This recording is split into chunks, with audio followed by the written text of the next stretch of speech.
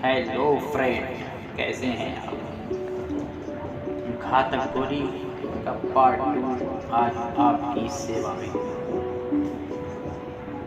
जो लोग हमारे चैनल में नए हैं, हम उनसे आग्रह करेंगे कि वह हमारे चैनल को सब्सक्राइब करें और कमेंट करें हमारी वीडियोस, हमारी स्टोरी कैसी लग रही है आपको। तो चलो दोस्तों, शुरू करते हैं। 3, 2, 1। आपको आपकी फीस मिल जाएगी। मैं फीस हमेशा ये आने पाई में ही वसूल नहीं करता, तो और कैसे करते हैं?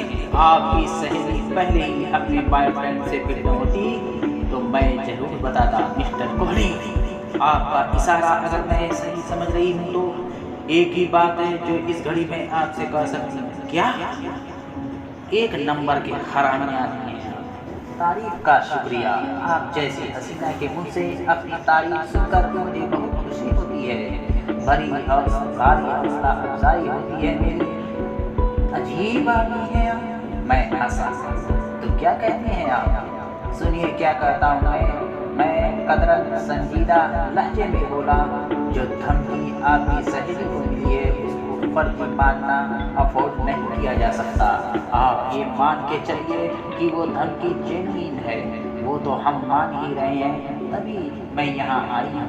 एग्जैक्टली। लेकिन इस बाबत जिस शख्स को सबसे पहले खबर की जानी चाहिए थी वो आपकी सहेली का बॉयफ्रेंड है, क्योंकि वो इस धमकी की वजह है। यानी कि आपकी सहेली के उससे गहरे ताल्लुकात न बन जाते तो इस धमकी का वजूद न होता। अब जरा सोचिए कि कौन हो सकता है इस धमकी के पीछे। कौन हो सकता है? मसलन कोई लड़की जिससे आपकी सहेली से पहले आपका बॉयफ्रेंड फिरता और जो नहीं चाहती थी कि वो पट्टा यूं उसके हाथ से निकल जाए। ऐसी कोई लड़की है जो उसे बॉयफ्रेंड यकीनन जानता हो सकता है, लेकिन आपको हालात की खबर उसको करना कबूल नहीं। क्यों कबूल नहीं? इसकी एक वजह इस समझ में आती है। क्या जरूर आप लोगों को अंदेशा है कि हालात को जानकर कहीं कोई ना आपकी सहेली से पल्ला झाड़ ले। बहुत लोगों को ऐसी आसानी से परहेज होता है जिसका हस्र खून खराबा हो सकता हो। आप कहती हैं कि वो रईस आदमी है, वो आपकी सहेली से पल्ला झाड़ गया तो आसमान में हवाओं के इंडोरों पर चूचती हुई फिर नीचे यथार्थ ही बंजर धरती पर आकर आपकी सहेली गिरेगी। मिसेस फिल्दी रिच का दर्जा हासिल करने की जगह फिर नाइट क्लब की अदना होस्टेस बनकर रख जाएगी। ऐसा ना हो पाए, इसीलिए वो धमकी की खबर बॉयफ्रेंड को नहीं करना चाहता। नो। और और तस्वीर का एक तीसरा पहलू भी है, वो भी बोलो। बॉयफ्रेंड पहले से शादीशुदा हो सकता है। जो कुछ हो रहा है उसके पीछे हसद की मारी बीवी का हाथ हो सकता है। आप लोग केस को पुलिस में दर्ज कराएंगे तो तफ्तीश के लिए पहला कैंडिडेट पुलिस को दिखाई देगा वो बॉयफ्रेंड होगा। फिर बात अखबारों तक भी पहुंच सकती है। जाहिर है कि ऐसा प्रचार आपको माफिक नहीं आने वाला, इसलिए आप पुलिस के पास न गई, एक प्राइवेट डिटेक्टिव के पास आए। वो शादीशुदा नहीं है। कैसे मालूम? यकीन से कैसे मालूम है? उससे जवाब देते न बना। क्या इसीलिए कि सहेली वहेली कोई नहीं है? जो कुछ है आप ही हैं, और जो कुछ बीत रही है वो आपकी किसी सहेली के साथ नहीं, खुद आपके साथ बीत रही है। बिल्कुल गलत। मैंने लापरवाही से कंधे झटकाए और एक सिगरेट सुलगाने में मशगूल हो गया। तो वो बोली, आप ये केस नहीं लेंगे? मैडम, पीढ़ी का रिश्ता डॉक्टर और मरीज जैसा होता है। जैसे डॉक्टर से कुछ छुपाना मरीज के हक में अहितकार होता है, एहन वैसे ही पीढ़ी से कुछ छुपाना क्लाइंट के हक में। अब मैं आपको कैसे यकीन दिलाऊं कि मैंने कुछ नहीं छुपाया है? फिर भी आपको मेरी यही नीयत राय है कि आप पुलिस के पास जाएं, आपका केस पुलिस के काबिल दे दीजिएगा। पुलिस के दखल की खबर लगते ही तमाम के तमाम धमकाने वाले भाग खड़े होंगे और खराबा। मैं खामोश हूँ। मैंने देखा उसका सिर पहले से ही निकाल नहीं रहा था। मर्जी आपकी, मैं बोला। जरूरी नहीं कि हमारे केस से आप जैसा परहेज किसी और प्राइवेट डिटेक्टिव को भी हो, कतई जरूरी नहीं। मेरी तरह मेरे जैसे जो लोग ऑफिस खोल कर बैठे हुए हैं उनके पास भी लोग बाग आते हैं। मेरे को कोई खास खुद में तो लगे नहीं हुए। फिलहाल कंपैरिजन शॉपिंग का मेरा कोई इरादा नहीं। आगे बन सकता है, हाँ, जब तक नहीं बनता तब तक के लिए। उसने मेरे कलमदान में से एक पेन निकाला और डेट पैड पर एक नंबर घसीट दिया। ये नंबर छोड़े जा रही हैं, इरादा बदल जाए तो फ़ोन कर देना। तब तक के लिए नमस्ते। बहरहाल मुझे आपसे मिलकर कोई खुशी नहीं हुई। वो उठी, वापस जाने के लिए घूमी। जरा सुनो, वो टिटकी घूमी। उसने परस्पर निगाहों से मेरी तरफ देखा। मुझे तुम्हारा केस पसंद नहीं आया, मैं बोला, लेकिन तुम बहुत पसंद आई हो, इसलिए ओह तुम्हें एक राय दे रहा हूँ। प्रत्यक्ष दवा कुछ और ही सुनने की उम्मीद कर रही थी। क्या?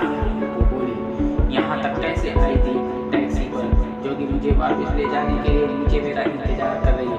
अगर कोई तुम्हारा पीछा करता हुआ यहाँ तक पहुँचा है तो तुम्हें उससे पीछा छुड़ाने की कोशिश करनी चाहिए। कैसे? इस इमारत के पिछवाड़े से भी एक रास्ता है। लिफ्ट द्वारा है नीचे जाकर सामने से बाहर निकलने की जगह पहली मंजिल पर उतर जाना, जहाँ से पिछवाड़े की सीढ़ियाँ हैं। लेकिन सामने खड़ी मेरी टैक्सी भूल जाओ, लेकिन मैंने उसका भाड़ा भरना है। भाड़ा मैं भिजवा दूँगा तुम्हारे यहाँ से चले जाने के बाद। उसने सहमति में सिर हिलाया और फिर एक 50 का नोट निकाल कर मेरी तरफ बढ़ाया। इसकी ज़रूरत नहीं, मैं बोला, लेकिन मैं वसूल कर लूँगा। वसूल कर लोगे? कैसे वसूल कर लोगे? वैसे ही जैसे हर इन्वेस्टमेंट वसूल की जाती है, वह मैं ब्याज। हो सकता है मेरी तुम्हारी ज़िंदगी भर कभी दोबारा मुलाकात ना हो सकता है, तो भी क्या हुआ? धंधे में नफा नुकसान लगा ही रहता है। धंधा, but that is in another story. Now get alone. वो वहाँ से रुखसत हो गई।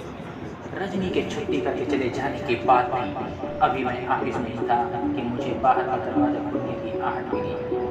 वो इसलिए मैं सिर उठाकर बोला। मौखिक उत्तर की जगह बीच का दरवाजा खुला और 1 to 1.5 की स्केल पर बनी एक आदमी ने मेरे कक्ष में कदम रखा। वो एक नाइट पीली जीन्स और काली कमीज पर चमड़े की बिना पानी जैकेट पहना था। सूरज की से उड़ती लेकिन सिर पर घने बाल थे जो कि उसके कंधों तक आते थे। उसकी सर से निगाह पैन होती हुई दाएं से बाएं से दाएं फिरी और फिर मेरे पर आकर स्थिर हो गई। बोली। फिर वो खरखराती हुई आवाज़ में बोला, हाँ, मैं स्वर में बोला, क्या चाहते हो? सुधीर बोली, जो प्राइवेट क्या करता है? बड़े लिखे हो? हाँ, वो गर्व से बोला, हायर सेकेंडरी पास हूँ। फिर भी बाहर दरवाजे पर क्या लिखा है नहीं पढ़ सकते? पढ़ सकता हूँ। पढ़ाई यूनिवर्सल इन्वेस्टिगेशन एंड क्या चाहते हो? बताता हूँ बॉस, लेकिन पहले ये तस्दीक तो करो कि तुम ही वो ग्रेट प्राइवेट डिटेक्टिव हो जिसका हिस्सा दिल्ली में नाम और आसपास सब दोस्त बढ़िया, यानी कि मैं सही जगह पर पहुंच गया हूँ। चाहते क्या हो? मैं नहीं चाहता बड़ा साहब चाहता है। कौन बड़ा साहब? चौहान साहब, महासिंह चौहान साहब बड़ा आदमी है, बड़ा और खानदानी साहिब जायदाद। नाम जरूर सुना होगा। नहीं सुना? हैरानी है। हैरान घर जाकर होना। यहाँ मतलब की बात करो, बल्कि पहले ये बताओ कि तुम कौन हो? मेरा नाम बख्तावर है। मैं उसके स्वर में गर्व का फुट आ गया। बड़े साहब का खास आदमी। चाहते क्या हो? मैं कुछ नहीं चाहता, बड़ा साहब चाहता है। बड़ा साहब क्या चाहता है? ये तुम्हें मेरे साथ चलकर उसकी जवानी सुनना का पागल हो गया। ये उसने 500 के 4 नोट मेरे सामने मेज पर डाले जो मेरे साथ चलने की जहमत की एवज में हाजिर है। चल के बड़े साहब से बात कर लो। कुछ बात बने तो बात ही क्या है, ना बने तो उल्टे पाँव ऑफिस में खुद छोड़ के जाऊँगा, लेके भी खुद जाऊँगा। जाना कहाँ होगा? सूरज को। वहाँ किस लिए? बड़ा साहब नहीं रहता है बड़ी कोठी में, शांत माहौल में, शहरी शोर शराबे से। किस्सा क्या है? बड़ा साहब खुद बताएगा। सुनने में क्या है, समझ लेना। टीवी देखा, कोई नावल पढ़ा, कोई फिल्म देखी। तो चल नीचे पहुँचो, बंद करके आता हूँ। चल वो घूमा और वहाँ से बाहर निकल गया।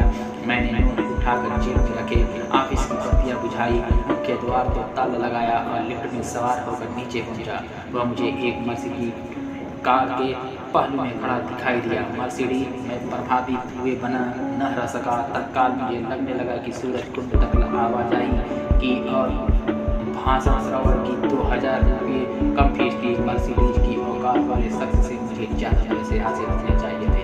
कोई बात नहीं, मैंने खुद को तसल्ली दी, आइंदा ख्याल रखूंगा। मैं करीब पहुंचा तो उसने बड़े अदब से मर्सिडीज का पिछला दरवाज़ा खोला। मैं उसमें सवार हो गया तो उसने उतने ही अदब से दरवाज़ा बंद किया और जाकर आगे ड्राइविंग सीट पर बैठ गया। कार निःशब्द वहाँ से रवाना हो गई। 15 मिनट में हम दिल्ली की हद से बाहर निकलकर हरियाणा में दाखिल हुए। उसके बाद कार थोड़ा अर्सा एक जानी पहचानी सड़क पर चली और फिर एकाएक दाएं एक सकरी सड़क पर मोड़ काट गई। उस सड़क के सिरे पर एक विशाल आयरन गेट प्रकट हुआ। उसके एक पहलू में एक बड़ा सा बोर्ड लगा हुआ था जिस पर लिखा था सख्तावत स्टेट प्राइवेट प्रॉपर्टी। बिना इजाज़त दाखिल होने वालों को हवाला पुलिस किया जाएगा। फाटक के भीतरी ओर एक केबिन बना हुआ था। बख्तावर के हाथ बजाने पर जिसमें से एक आदमी निकला और लपकता हुआ फाटक पर पहुंचा। बड़ी तत्परता से उसने फाटक खोला तो मर्सिडीज भीतर दाखिल हुई और पेड़ों से ढके एक ड्राइवे पर दौड़ने लगे। लंबा ड्राइवे खत्म हुआ तो आगे एक खुला मैदान आ गया जिसमें एक विशाल 2 मंजिला कोठी बनी हुई थी।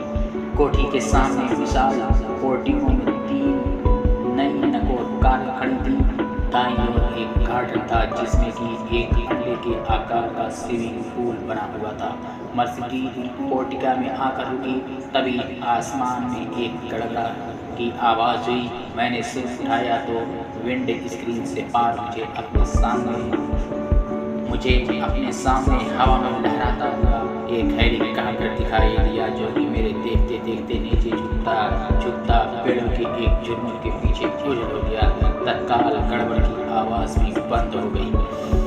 जरूर पेड़ों के पीछे कहीं हेलीपैड था। हेलीकॉप्टर भी तुम्हारे बड़े साहब का ही मालूम होता है। हाँ, बख्तावर मैं मर्सिडीज से कहीं ज़्यादा प्रभावित हुआ। बख्तावर ने बाहर निकलकर कार का पिछला दरवाज़ा खोला और बोला, भीतर चले जाओ, बड़ा साहब तुम्हारा ही इंतजार कर रहा है। वापसी के लिए मैं तुम्हें यहीं मिलूंगा। सहमति में सिर हिलाता मैं कार से बाहर निकला और सीढ़ियाँ चढ़कर कोठी के विशाल प्रवेश द्वार पर पहुंचा। तत्काल भीतर की तरफ से दरवाज़ा खुला और एक वर्दीधारी नौकर ने मेरा अभिवादन किया। मैं सुधीर कोहली, बड़े साहब आपका ही इंतजार कर रहे हैं। वो तत्काल बोला, तशरीफ लाइए। बड़े लोगों के बड़े नखरों से प्रभावित होता मैं उसके पीछे हो लिया। कोठी निश्चय ही भव्य थी और किसी राजमहल के अंदाज से बनी हुई थी। बड़ा साहब मुझे पिछवाड़े की टेरेस पर मिला। वहाँ एक गोल मेज लगी हुई थी जिसके गिर्द बड़ी कुर्सियों में से एक पर वो बैठा हुआ था। उसके पहलू में एक ड्रिंक्स की ट्राली मौजूद थी और हाथ में एक विस्की का गिलास था जिसे कि वो सिगार के धुएं के साथ चिपक रहा था। साहब अदब से बोला, कोहली साहब आ गए हैं। बड़े साहब ने मेरी तरफ निगाह उठाई और खामोशी से मेरा मुआयना करने लगा। एंड वैसे ही मैं उसका मुआयना करने लगा। मुझे वो 55 के पेटे में पहुंचा उम्रदराज लेकिन अच्छी तंदुरुस्ती वाला आदमी लगा। उसके बाल सफ़ेद थे लेकिन बड़े करीने से खोपड़ी पर सजे हुए थे। लंबी कलमें भी सफ़ेद थी लेकिन नीचे अधपति थी। ललाट उन्नत था, आँखें तीखी और तेजमय थी और अपने घर में भी वो सूझबूझ से सजा धजा बैठा था। एकाएक उसकी मुस्कुराहट की सूरत में फैले और वो बोला, वेलकम मिस्टर थैंक यू। मैं उसके करीब ही एक कुर्सी पर ढेर होता हुआ बोला, सिगार? वो एक चांदी का डिब्बा मेरी तरफ सरकाता हुआ बोला, नो थैंक्स। मैंने अपना टन ही का पैकेट निकाल लिया। मैं सिगरेट पीता हूँ, ड्रिंक्स आई डोंट माइंड। उसके इशारे पर नौकर ने मेरे लिए ब्रेकटा का एक जाम तैयार किया और फिर वहाँ से रुखसत हो गया। मैंने अपने मेजबान के साथ चेयर्स बोला, थोड़ी शांत जगह है। मैं बोला, फट पड़े तो ज्वालामुखी भी देखने में बहुत शांत होता है। वो साहब से बोला, जनाब मेरे यहाँ आमद की कोई वजह, कोई ऐसा ज्वालामुखी ही तो नहीं जो कि फट पड़ने पर आमादा है तो ऐसा ही कुछ। कौन हुआ वो जिसे कि ज्वालामुखी का दर्जा हासिल है? हमारा बेटा पहली पीढ़ी से जो कि जन्नत नसीब हो चुकी है। न्यू पागल बीवी, अरे बीवी नहीं